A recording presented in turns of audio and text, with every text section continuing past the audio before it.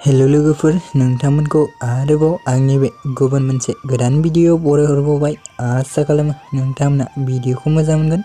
बर'नि फैनो गोनां गोबां आबुं सावथुन आरो बर' एलबामफोरनि बागै मिथिबाय थानो थाखाय नोंथांमोना गिबियावनो आंनि गोदान चेनेलखौ साबस्क्राइब खालामना लाबानो जाबाय दे लोगोफोर, जाहाथे नोंथांमोननि सेराव आंनि गोदान भिडिअनि नटिफिकेशनफोरा थाबैनो सहैनाय बायदि दे लोगोफोर।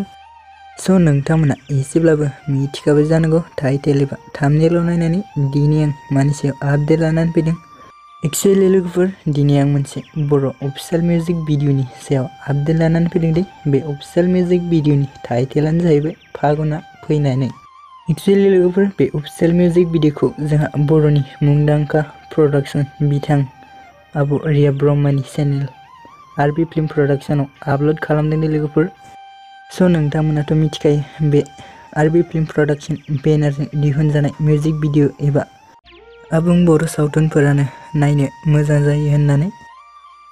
एक्चुअली नोंथांमोन, फागुना फैनानै अफिशियेल बड' मिउजिक भिडिअनि स्टारिंआनो जादों रिया ब्रह्म दे लोगोफोर, आरो बेजों लोगोसे खालामबावदों रन्टु बर'।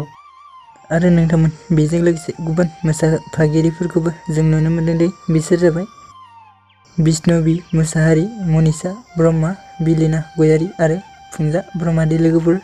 आरो नोंथांमोन, बे अफिशियेल मिउजिक भिडिअनि डाइरेक्शनानो जादों पुर्न बसुमतारी खालामदों दे लोगोफोर, आरो मेकआपखौ मानब लाभलि ब्रह्मया खालामदों दे लोगोफोर।